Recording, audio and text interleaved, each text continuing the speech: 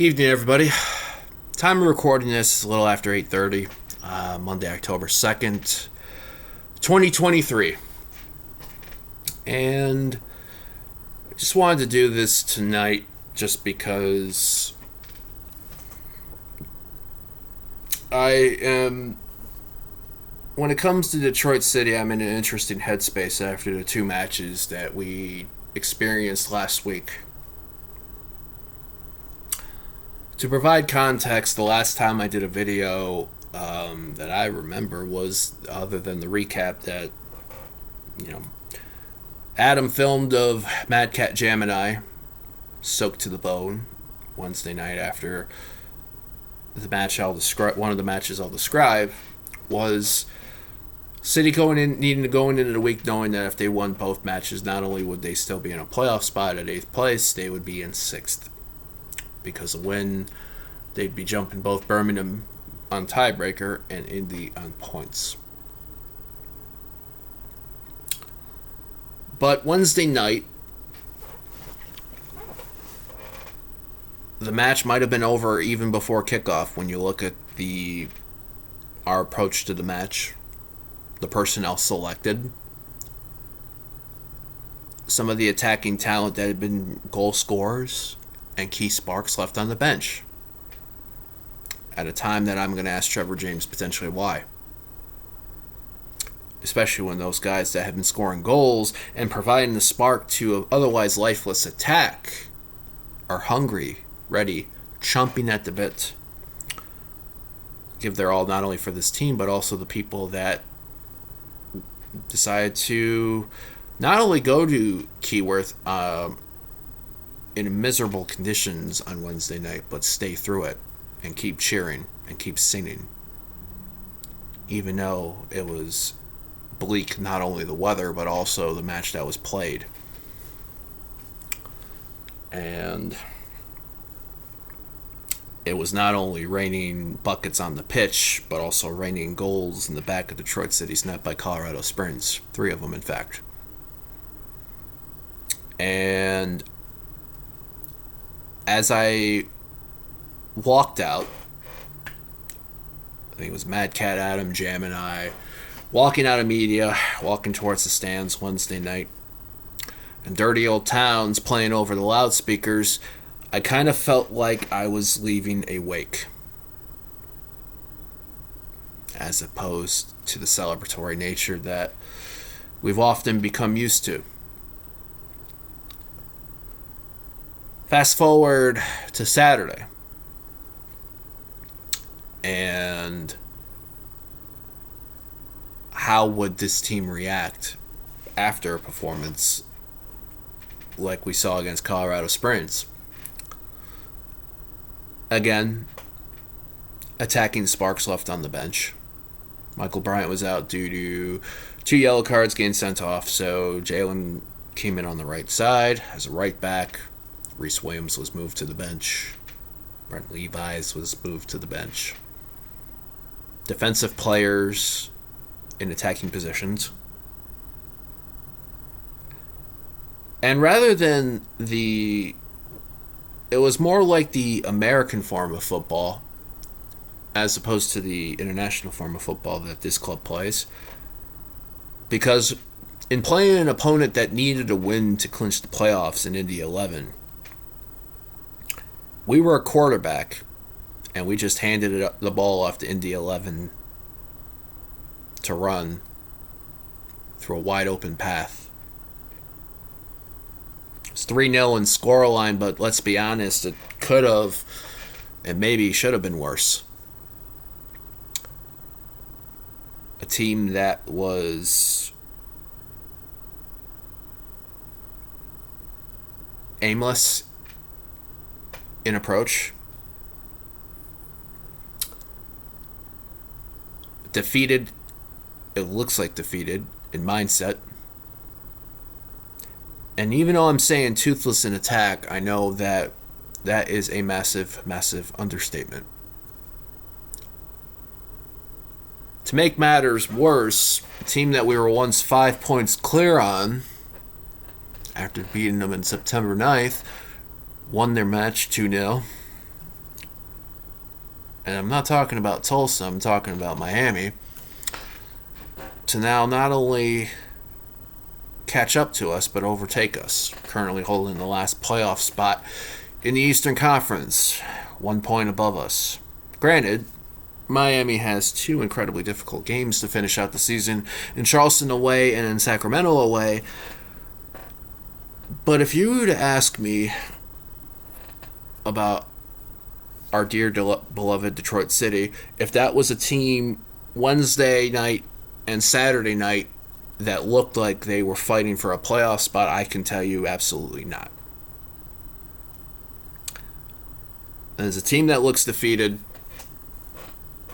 That is a team for a very open-minded and mostly liberal fan base, is very, very conservative in their approach to on-the-field play in the game, especially this year. And looks like they may have 1 foot ready for the offseason. Whatever that brings, in addition to a new coach and whatever overhaul this squad is going to have. And while they may have 1 foot towards the door for off-season and for next year, I'm kind of at a point right now where I don't have the same optimism about their chances this year that I've usually had. When the lads gathered this week for an episode for Tunnel Talk, and probably if they do one next week, I am going to be taking those couple off. Good opportunity to get a break, refresh the batteries, say maybe clear a head a little bit. But this is kind of like, I suppose, therapy in a way for me right now, to talk and kind of explain how I'm kind of feeling right now. I know that the mindset in a lot of things that we've often heard and often see as a hashtag is City Till I Die. Well, to be honest with you, I am quite sick of using that saying, because, to be honest with you, this team is killing us with their style of play this season. And I've seen too much death around me that I don't feel like going.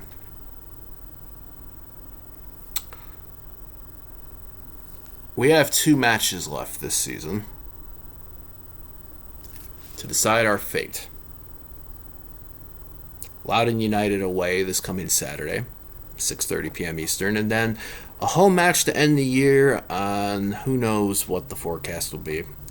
4 p.m. Saturday, October the 14th, versus Pittsburgh Riverhounds and their traveling bus of Steel Army supporters. Granted, they might be knowing their playoff situation by the time they come to Keyworth, but you know they're not going to lay down. If anything, they're going to want to put us in the ground. So to any of the players that are listening or seeing this, to any of the coaching staff that is playing or seeing this is all I'm going to tell you and ask you, or just say to you. Prove me wrong. Because right now I don't see us making the playoffs. I need to see something a lot better than what we saw last week when we had a golden opportunity presented to us. But I don't want to just end this on bleak and sadness and disappointment. I want to have at least end this on something uplifting, so I'll give my shout outs in a good way. The first shout out I want to give is to all that went to Indy. Even before that, all that withstood and stayed at Keyworth Wednesday night last week.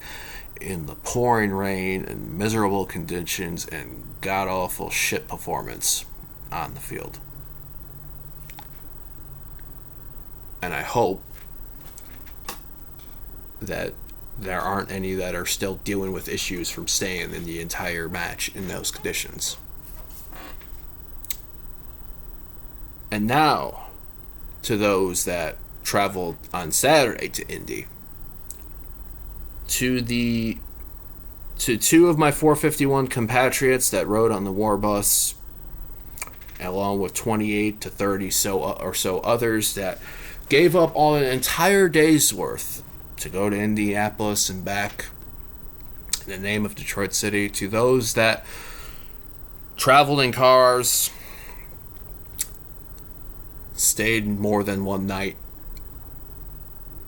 or in the case of another one of our dear compatriots, Alan and Rod were on the bus. Jaime and his son went to their first USL away day. Made a good weekend out of it. The only unfortunate thing was that match on Saturday that we were hoping was not going to be unfortunate. But I want to give a shout out to everybody for making that trip and giving it their all on the pitch. I was chatting with my boss, who was one of the people that made it, and there is still people that found something to enjoy with going to that.